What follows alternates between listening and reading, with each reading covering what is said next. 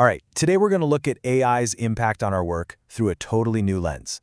This isn't just about some cool new tech, it's about what that tech really demands from us as humans. I mean, this is the question, right? It's on everyone's mind. It's that big fear that kind of hangs over every single conversation we have about AI. Are our jobs, our skills, our very contributions, are they all about to become obsolete? And look, it's a heavy question, but what's really interesting is that our source material today has a surprisingly different take. And there it is. That's the core idea right there. So, the whole argument shifts. It's not about being replaced, it's about being redefined. AI isn't trying to push us out of the picture. Instead, it's challenging us to be better, to be, more human. So, what does that actually look like? Okay, so let's dig into this. We're going to move past that simple fear of being replaced and get into something way more interesting.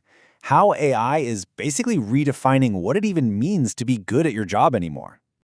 You know, we've all been through this before, all right? Tech hype cycles, they come, they go. But the argument here is that this time, it feels fundamentally different. And I mean really different. Because unlike those other cycles, this one is being fueled by just massive, real-world investment. It's already causing these huge structural changes. So this isn't some flash in the pan, it's a real foundational shift. Okay, so check out this paradox that happens when companies actually start using AI. At first, yeah, sure, the simple, repetitive stuff gets automated away. Some jobs disappear, but then you look at what's left. The work that's left over for us humans. It gets way more complex. It's the stuff that requires judgment, context, real responsibility, all the things you just can't code. And this right here, this brings us to the core metaphor of our source material. That shift we were just talking about, from the simple, automated stuff to the complex, human stuff, that is what it means to raise the human bar. So think of the human bar like this. It's the new minimum standard for what we bring to the table at work. It's not just about getting a task done anymore. It's about contributing in ways a machine just can't. And this slide just lays it out so perfectly. Think about it. We're moving from a world that was all about repetition to one that's all about reflection. We're shifting away from a focus on pure efficiency to a real need for nuanced judgment. And we're going from just raw computation to a deep, deep understanding of context. That's the bar being raised, right in front of our eyes. And this point is absolutely crucial. Think about it. Old tech, like the steam engine, it basically extended our muscles, right? Our physical power. But AI is totally different. It extends our minds, our cognitive abilities. And what that means is we don't just need to learn new tools, we need whole new ways of thinking to even work with this stuff. Okay, but this whole shift, it's not just on you as an individual. As we're about to see, the biggest roadblock to getting AI right often has nothing to do with the tech itself. It's all about the organization. I absolutely love this idea. See, AI isn't something you just install and forget. It acts like a giant mirror, reflecting your organization exactly as it is. The good, the bad, and, the broken. So, what exactly does this mirror show you?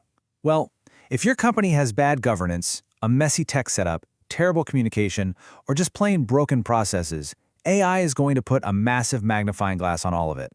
Like the source says, automating a bad process doesn't magically fix it, it just makes it fail way faster and on a much, much bigger scale. And this quote here from the philosopher Hannah Arendt just nails it, and it really shifts the conversation. The point is, AI isn't here to replace our thinking. It's a powerful invitation to think deeper, to ask the big why questions, the kind of questions a machine can't even begin to understand. That's still our job. Okay, so we get the challenge, right? The bar's higher, AI is a mirror, but what are we supposed to do about it? Let's get practical. So, the source gives us 3 really clear, practical steps for any leader or organization trying to figure this all out. Let's walk through them. Step 1. You've got to take a holistic view. Remember how AI is a mirror? Well, because of that, you just can't treat it like some little IT project you stick in a corner. Bringing in AI is a massive cultural shift. Every single decision you make is going to have these ripple effects on your teams, your ethics, your entire strategy. And you have to think about that from day one. All right, step 2. Stop chasing the shiny new thing. Instead, you've got to focus on solving real, actual problems. When you use AI to get these small, visible wins, you're not just fixing a process. You're showing your people that this tech is actually a tool to help them clear that human bar. And that is what builds the trust you're going to need to do bigger things down the line. And last but not least, and honestly, this is the big one, invest in your people. Look, tech can automate tasks all day long, but only we can create meaning and take real accountability. The next huge competitive advantage isn't going to be about who has the fanciest AI. It's going to be about who has the people that can blend that tech savvy with the deep human judgment to use it wisely. Which brings us to our final thought, and it's a really powerful one. When you look at all the challenges and the steps to take, what you're left with is this really fascinating paradox.